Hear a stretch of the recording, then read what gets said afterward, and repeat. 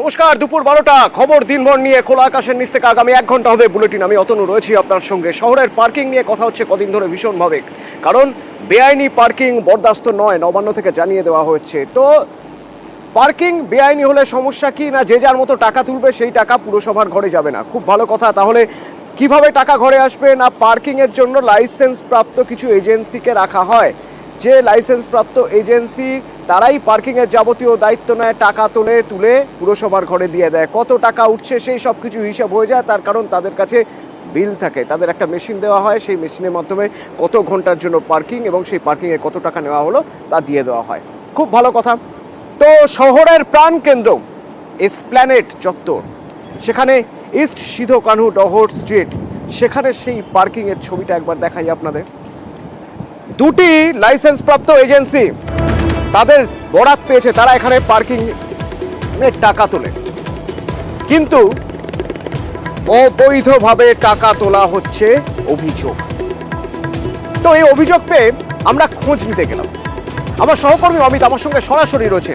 অমিত, এখানে পার্কিং এর দুটি এজেন্সি আছে, যারা লাইসেন্স পেয়েছে এখানে পার্কিং এর জন্য, তারা টাকা দেবে, পার্কিং এর ব্যবস্থা করবে এবং তার বদলে তারা টাকা নেবে এবং তাদের হাতে স্লিপ ধরিয়ে দেওয়া হবে বা কুপন ধরিয়ে দেওয়া হবে যে এই আপনার পার্কিং এর বিল হয়েছে। কিভাবে বেআইনি কাজ হচ্ছে এখানে?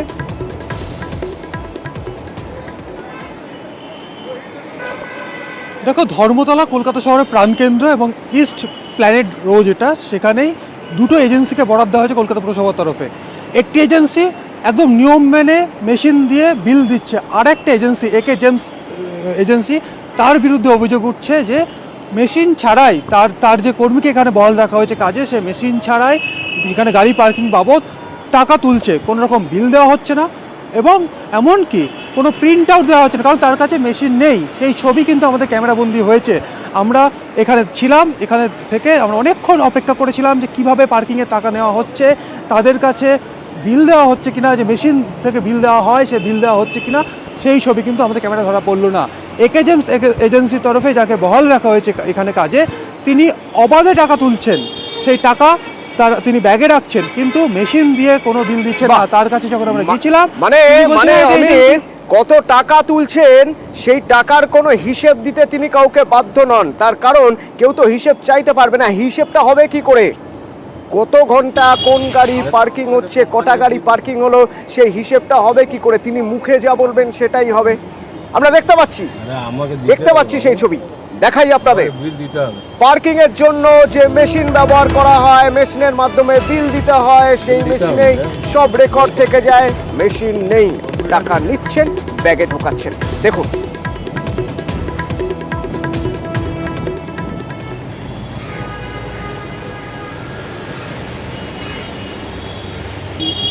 अरे तो हमारे तो कंपनी के बिल देते हो। अरे तो हमारे तो कंपनी के बिल देते हो। আমাকে গাড়ি লাগানোর সময় প্রথমেই বলে দিয়েছি যে আমার কাছে বিল হবে না, না বলে দিয়েছি বিল করা হবে না। अरे আমাকে দিতে হবে বাবু, আমাকে বিল দিতে হবে। এখন বললে কি করা হবে? বিল দিতে হবে না, কথা বলতে গেলে পালিয়ে গেলেন। কেন পালিয়ে গেলেন? তার কারণ তিনি জানেন তিনি যে কাজ করছেন তা বেআইন। অমিত রয়েছেন আমার সঙ্গে। অমিত, পরিষ্কার বোঝা যাচ্ছে বেআইনি কাজ করছেন, জেনে বুঝে কাজ করছেন, এমন না যে জানেন না, জেনে বুঝে এই কাজ করছেন। এবার আমার প্রশ্ন, এই যে টাকা উঠছে, এই টাকা তো পুরসভার পুরোপুরি লস। মালিক কোম্পানি তারাও জানে না? মানে কর্মচারী কি কোম্পানিকেও ধোকা দিচ্ছে, নাকি কোম্পানি সব জেনে চোখ বুজে বসে আছে?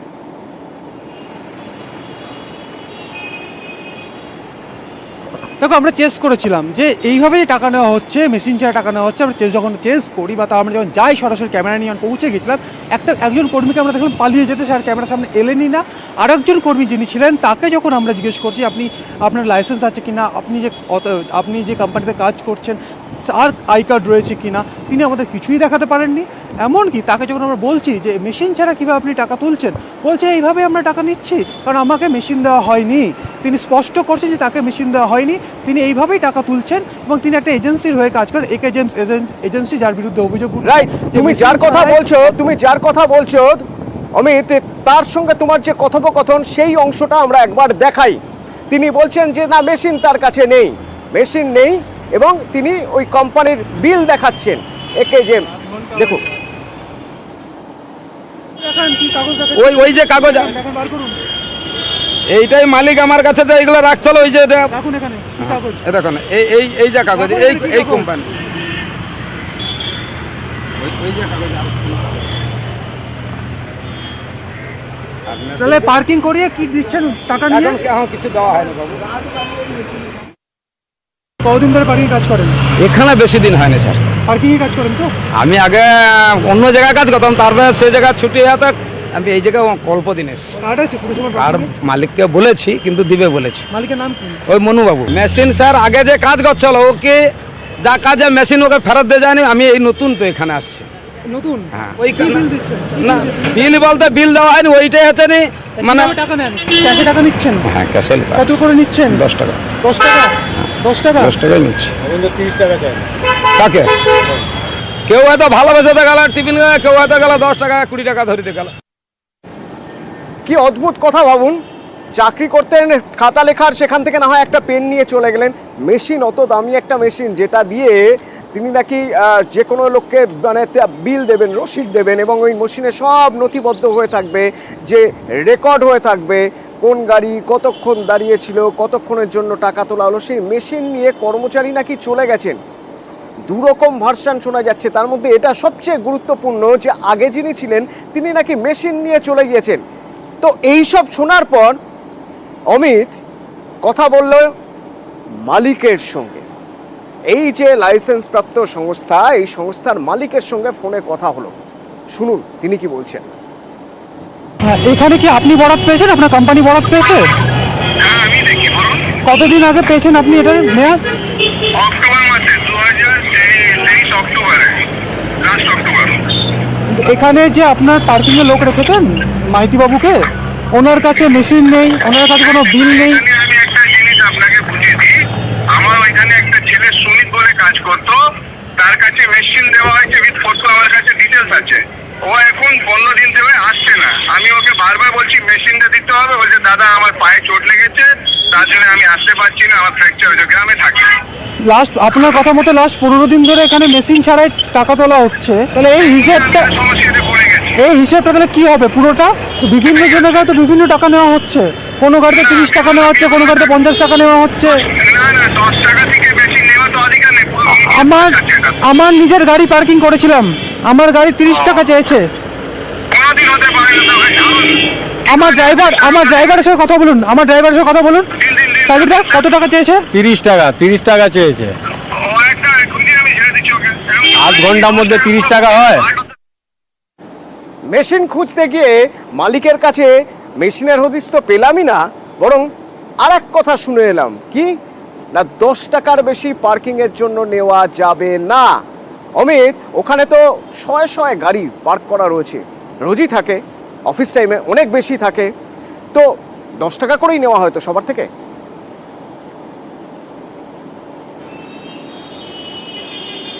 দেখো, পুরসভার যে পার্কিং এর যে ফি, তাতে প্রতি ঘন্টায় 10 টাকা করে গাড়ি পার্কিং চার্জ লাগে, কিন্তু এখানে যে ছবি ধরা পড়লো আমাদের ক্যামেরাতে, তাতে 10 টাকার কোনো বালাই নয়। সেখানে কারো কাছে 20 টাকা, কারো কাছে 30 টাকা বা কারো কাছে 50 টাকা পর্যন্ত নেওয়া হয়েছে, এমন কিন্তু তথ্য উঠে আসছে। আমাদের সামনেই একজন গাড়ির চালক, তিনি 10 থেকে 15 মিনিট গাড়ি রেখেছিলেন, তিনি 20 টাকা দিয়েছেন, এই অভিযোগও কিন্তু পেয়েছি। এমনকি চালকরা যেটা অভিযোগ করছেন যে তারা এখানে কেউ 10 মিনিট, কেউ 15 মিনিটও গাড়ি রাখেন, সেক্ষেত্রে কারো কাছে 20 টাকা না হয়, কারো কাছে 30 টাকা না হয়। স্বাভাবিকভাবেই যদি মেশিন থাকতো, মেশিন থাকলে তো 1 ঘন্টা পার্কিং করলে তাকে 10 টাকা দিতে হতো। এখানে মেশিনের কোনো বালাই নেই, সেই কারণে যেমন যার কাছে পাচ্ছে তেমন তার কাছে টাকা তোলা হচ্ছে। অতনু, প্রমাণ দিই আপনাদের প্রমাণ দিই। যারা যারা গাড়ি রেখেছেন তাদের সঙ্গে আমরা কথা বলেছিলাম, শুনুন তারা কি বলছেন, কত টাকা করে দিতে হচ্ছে। আপনি কি রেগুলার এখানে গাড়ি রাখেন? না আমি আজকে এসেছি। কোনো কাগজ দিল আপনাকে, স্লিপ দিল? স্লিপ না। কত টাকা নেয়? না আমি 20 টাকা করে দিই, 10 মিনিট থাকি কি আধ ঘন্টা থাকি না, স্লিপ টিলিপ কিছু দেওয়া হয় কিছু দেওয়া হয় না, কখনই দেওয়া হয় না পেন্সিল? না। কী দেয়? আপনি যে টাকা দেন, 20 টাকা যে দেন, ওনাকে কী দেয় আপনাকে? কিছুই দেয় না। কিছুই দেয় না। হবেই তো, মেশিন ব্যবহার করতে হবে মাস্ট, তার বাইরে টাকা নেওয়া যাবে না। তো তার বাইরে যদি টাকা নেয় আর সেই টাকার যদি কেউ দেখার না থাকে মাথার উপরে 10 টাকার জায়গায় 20, 30, পরবর্তীকালে 40 এভাবে বাড়তেই থাকবে। কে হদিশ রাখবে? সংস্থার মালিক তিনিও আদৌ জানেন কিনা পুরোটা সন্দেহ আছে। তিনি তো বলছেন যে 10 টাকার বেশি নেওয়ার কথা না। তো সেই মেশিন থাকাটা খুব জরুরি। আর মেশিন নিয়ে চলে গেছেন কে? না, যিনি নাকি আগে এখানে চাকরি করতেন এখন আর করেন না, তার নাম সুমিত। তো অমিত, এই সুমিত এখন কোথায়? সুমিতের হদিশ মিলল?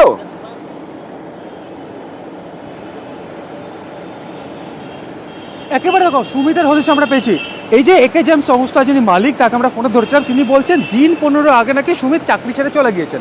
স্বাভাবিকভাবে যদি চাকরি ছেড়ে উনি চলে যান, তার কাছে যে মেশিন থাকে এটা একদম বৈধ মেশিন, তাহলে তিনি পুলিশের দ্বারস্থ হতে পারেন। তিনি সেটা পুলিশের দ্বারস্থ হননি। সেই সুমিতের খোঁজ কিন্তু পাওয়া গেল এই ধর্মতলা থেকে জাস্ট কয়েক কিলোমিটার, হয়তো 1-1.5 কিলোমিটারের মধ্যেই আরও একটি রাস্তা, শহর কলকাতার ব্যস্ততম রাস্তা গণেশচন্দ্র এভিনিউতে।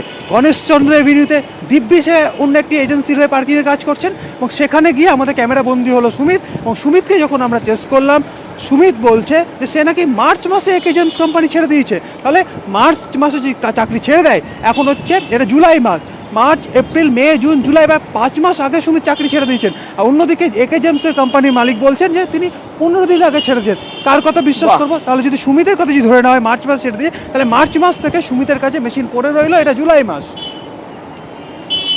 5 বছরের বেশি সময় নাকি তিনি কাজ করছেন।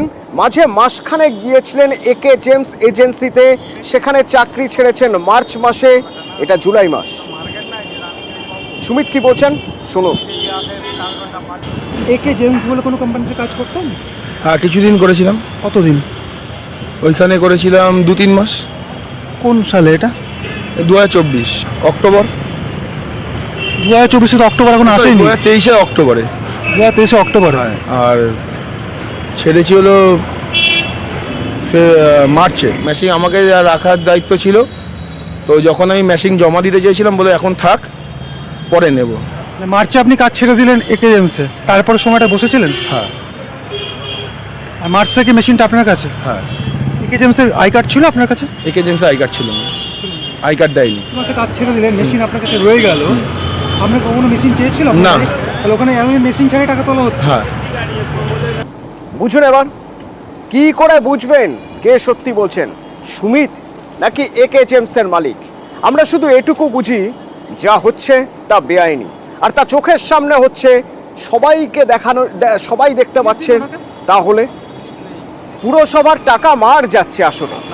আসলে মালিক, এই যে সংস্থার মালিক, তিনিও হয়তো জানেন না যে তার টাকাও মার যাচ্ছে। দেখার লোক যদি না থাকে কেউ, তাহলে এরকমই হবে, যেমন হচ্ছে শহরের একেবারে প্রাণকেন্দ্রে অবাধে পার্কিং হচ্ছে। একবার ঠান্ডা মাথায় ভেবে দেখুন, এসপ্ল্যানেড চত্বরে যদি পার্কিং হয় বা পার্কিংয়ের থেকে টাকা তোলা হয় সারা দিনে, অফিসের দিনে কত গাড়ি সেখানে পার্কিং হয় অন্তত রাত 10টা পর্যন্ত, সেই সব টাকার কোনো হদিশ নেই।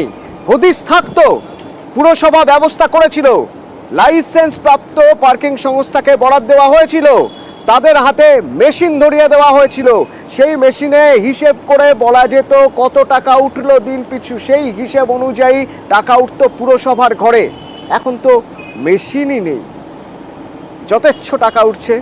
10 টাকার বদলে 20, 30, 40, যার কাছ থেকে যেমন খুশি টাকা উঠছে শহরের প্রাণকেন্দ্রে। টাকা নিলেন তো? স্লিপ দিন ওনাকে। আরো খবর থাকবে, শহরের খবর থাকবে, প্রত্যন্ত গ্রামের খবর থাকবে এবং উত্তরবঙ্গের খবর থাকবে। উত্তরবঙ্গের কি অবস্থা, সিকিম বাংলা লাইফলাইনের কি অবস্থা, সেই ছবি দেখাবো বিরতির পর। সঙ্গে থাকুন।